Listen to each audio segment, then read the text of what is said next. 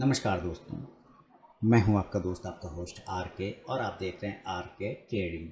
तारीख है दोस्तों 12 सितंबर 2021 और यहां पे 13 सितंबर 2021 के लिए निफ्टी के फार्मा, मेटल, आईटी और साथ ही फाइनेंशियल स्टॉक्स के एनालिसिस लेकर आपके सामने हाजिर हूं।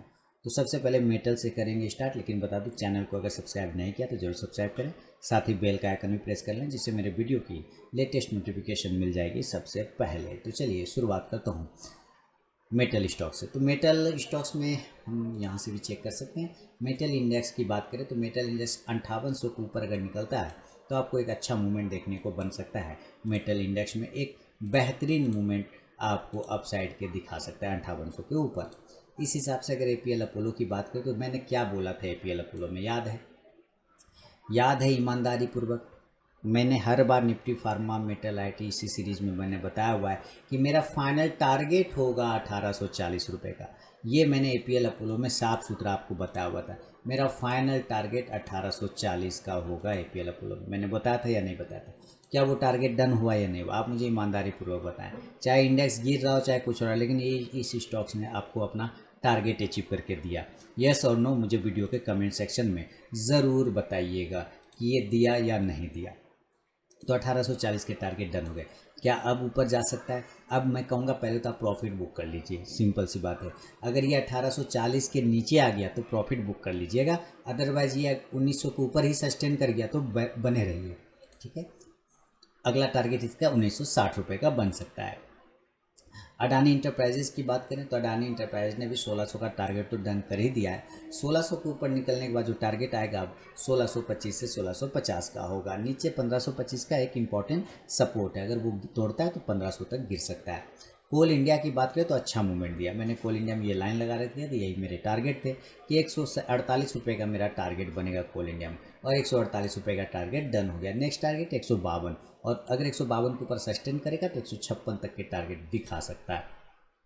हिंडाल्को की बात करें तो हिंडाल्को ने 475 के ऊपर अगर स्टार्ट करे तो नेक्स्ट टारगेट 490 से 500 रुपये तक का बनेगा हिंडाल्को में। हिंद जिंक की क्या बात करें, हिंद जिंक 325 के ऊपर मैंने कॉल दिए तो 335 के टारगेट के लिए। तो पहला टारगेट देखिए 332 रुपये का, तो इसने हाई लगा दिया। 332 के ऊपर अगर अब ये निकलेगा तो 340 तक के टारगेट दिखा सकता है हिंदुस्तान जिंक के बाद जेएसडब्ल्यू स्टील 700 के ऊपर जैसे निकले 720 से 740 तक के टारगेट दिखाएगा।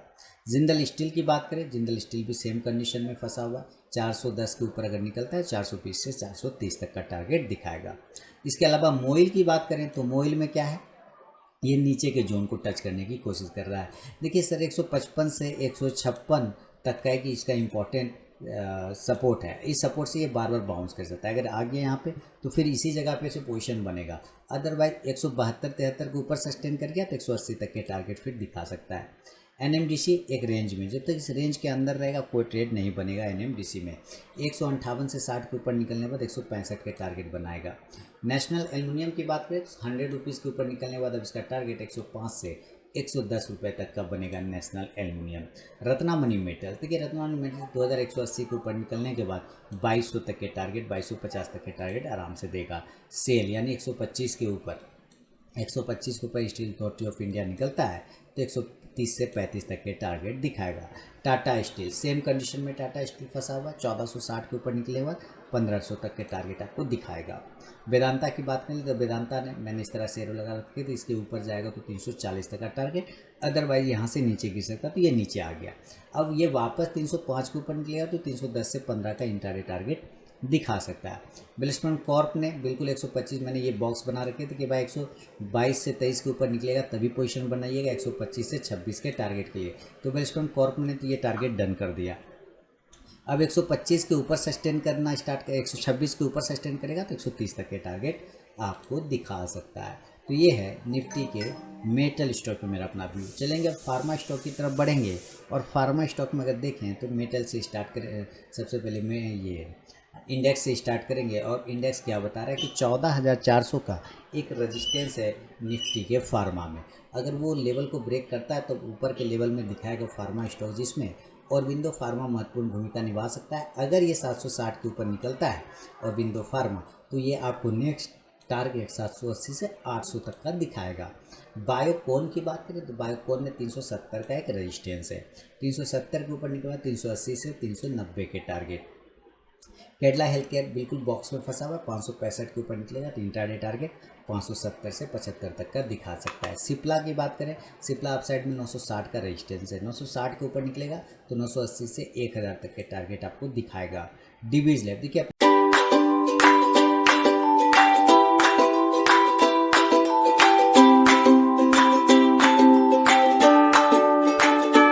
सपोर्ट पर आ गया डिवीज लैब।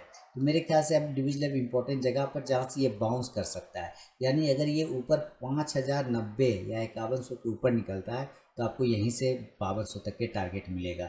नीचे 5025 को ब्रेक करता है तो 5000 और 4950 तक गिर सकता है। डॉक्टर रेड्डी के सारे पोजिशनल कॉल मेरे डन हो गए, सारे कॉल डन हो गए। अब ये वापस 4950 के ऊपर निकलेगा तो 5050 के टारगेट आपको मिलेगा। ग्लेनमार्क फार्मा देखिए बिल्कुल सपोर्ट जोन पे ग्लेनमार्क फार्मा टिका हुआ है, 530 का एक रेजिस्टेंस है नियर में, अगर ये 530 के ऊपर निकलता है तो 550 से 560 तक का टारगेट दिखा सकता है। 530 के बाद 540 से 50 के टारगेट ग्लेनमार्क फार्मा आपको दिखाएगा। लुपिन की बात करें, लुपिन भी बिल्कुल नियर से नीचे से ऊपर की साइड में भागा, लेकिन रजिस्टेंस ये लाइन 1000 रुपये का, 1000 रुपये के ऊपर अगर ये निकलता है तो 1020 से 40 के टारगेट आपको दिखाएगा। पीएल की बात करें तो जब फार्मा का इंडेक्स नीचे था, सारे स्टॉक नीचे थे, तो ये अकेला ऊपर जा रहा था। अभी ये सारे नीचे हैं, लेकिन 2650 के ऊपर निकलते के साथ ये पॉजिटिव हो जाएगा, 2700 तक के टारगेट आपको दिखा सकता है। स्ट्राइड्स फार्मा की बात करें, 620 का एक रेजिस्टेंस जोन है, 620 के बाद जो टारगेट बनेगा वो 640 का बनेगा। सन फार्मा देखिए इसी ट्रेंड लाइन से ये होल्ड कर रहा है, तो अच्छे जगह से ये होल्ड करने की कोशिश कर रहा है, इसमें कोई दिक्कत वाली बात नहीं है। 785 के ऊपर निकलेगा तो 800 तक का इंट्राडे टारगेट दिखा सकता है। टोरेंट फार्मा की बात करें, 3120 के ऊपर निकलेगा तो 3150 से 3175 के लेवल आपको दिखाएगा। वोकट फार्मा ब्रेकआउट के लिए तैयार खड़ा है, बस एक झटका की ज़रूरत है, झटका 430 के ऊपर लगेगा, 440 से 460 के टारगेट के लिए। नोवाटिस की बात करें, 875 के ऊपर नोवाटिस निकलेगा तो 900-920 तक के टारगेट बनेंगे। ग्रेनुल्स इंडिया की बात करें तो ग्रेनुल्स इंडिया में अभी कोई भी पोजीशन बनाने का ऐसे सही जगह है नहीं, लेकिन जो रिस्की ट्रेडर है 315 की स्टॉप लॉस के साथ पोजीशन बना सकते हैं, टारगेट 350 के लिए। डॉक्टर लाल पैथलैब की बात करें, 4200 के ऊपर डॉक्टर लाल पैथलैब निकलेगा तो 4250 के बाद ये 4200 के ऊपर भी आप पोजीशन बना सकते हैं, 4200 के ऊपर जो पोजीशन बनाएंगे तो 4300 का टारगेट देगा। एस्ट्राजेनिका की बात करें तो एस्ट्राजेनिका में रेजिस्टेंस जोन है 3270 का, अगर वो ब्रेकआउट करेगा तो 3320 तक के टारगेट आपको दिखा सकता है। तो ये था निफ्टी के मेटल के बाद फार्मा पे व्यू। अब चलेंगे ज़रा आईटी की तरफ, और आईटी इंडेक्स देखें तो बिल्कुल सस्टेन कर रहा है, अगर 35,000 के ऊपर ये निकलता है तो आपको नया तेज़ी आईटी स्टॉक्स में देखने को मिलेगा। जिसमें बिरला सॉफ्ट की बात करें तो बिरला सॉफ्ट 420 के ऊपर पोजीशन अच्छा दिखाएगा, 430 से 40 के लिए। एचसीएल टेक 1200 का लेवल लगा चुका है, अब ये नया जोन 1220 के ऊपर खोलेगा। 1220 के ऊपर अगर ये निकलता है, जिस तरह से ये वन वे रैली आई है, 1220 के ऊपर निकलेगा तो 1240 से 60 के टारगेट आपको दिखाएगा। इन्फोसिस 1700 के ऊपर, याद रखिए 1700 के ऊपर निकलते 1720 1740। टाटा इलेक्सी की बात करें तो टाटा इलेक्सी 5000 या 4960 के ऊपर भी निकले तो नया पोजीशन 5050 तक के दिखा सकता है। माइंट्री की बात करें तो माइंट्री ट्रेड कर रहा है 3764 के आसपास में, और ये ऊपर जाने के लिए 3800 का एक रेजिस्टेंस ले रहा है, 3800 के ऊपर निकलने के बाद 3900 के टारगेट। विप्रो बहुत ही शानदार स्टॉक्स मूवमेंट किया, 690 का हाई लगाया, अब हमारे लिए अभी कोई जगह नहीं है तो अभी थोड़ा इसको सस्टेन करने देंगे, उसके बाद देखेंगे। टेक महिंद्रा की बात करें, टेक महिंद्रा 1470 के ऊपर, 1460 के ऊपर भी ठीक है, उसके ऊपर निकलेगा तो 1500 तक के टारगेट आपको दिखा सकता है। टीसीएस की बात करें तो टीसीएस अपसाइड जाने के लिए 3840 रुपये का एक रेजिस्टेंस ले रहा है, अगर वो ब्रेकआउट आता है तो 3920 तक के टारगेट बनेगा। कोफोर्ज की बात करें तो कोफोर्ज में 5200 5200 के ऊपर निकलेगा 5300 के टारगेट।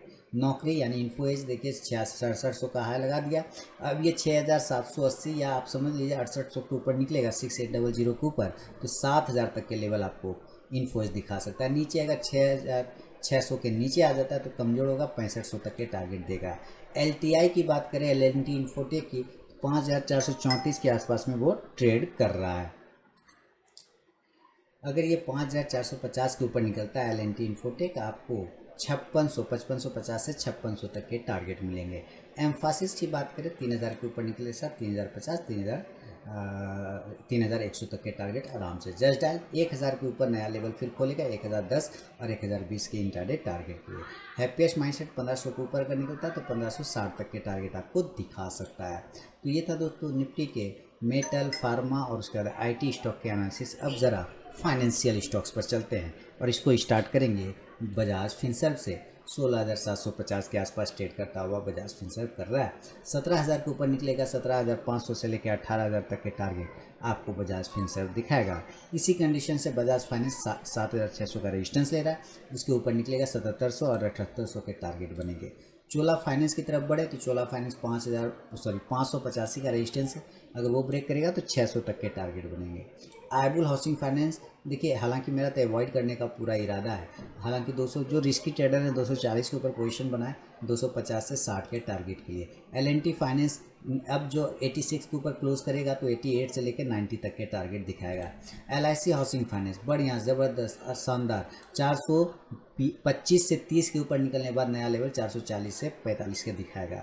M&M फाइनेंस मैंने 156 के ऊपर बोला तो पोजीशन निकलेगा तो अच्छा देगा और 175 चला है, अब 175 के ऊपर क्लोज करेगा तो 180 से 185 तक के टारगेट आपको दिखा सकता है M&M finance. Manappuram finance hold करिए, असल में ये इन्वेस्टमेंट स्टॉक है, पोर्टफोलियो स्टॉक है, ट्रेडिंग स्टॉक बिल्कुल भी नहीं है। तो जिनका लंबा व्यू है बाय ऑन डीप करके चल सकते हैं। मुथूट कैप की बात करें 430 का एक रेजिस्टेंस जोन है, ब्रेक करेगा 450 से 60।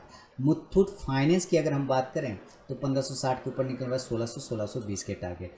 SR ट्रांसफिन 1380 के ऊपर खुलने के बाद नया टारगेट 1425 तक का दिखा सकता है। तो ये था दोस्तों निफ्टी के फार्मा, मेटल, IT साथ ही फाइनेंशियल स्टॉक के मैक्सिमम स्टॉक के एनालिसिस। पसंद आया तो कमेंट करके जरूर बताएं और मोबाइल ऐप डाउनलोड नहीं किया तो जरूर मोबाइल ऐप डाउनलोड कर लें RK ट्रेडिंग। मिलूंगा नेक्स्ट वीडियो में, तब तक के लिए बहुत बहुत धन्यवाद।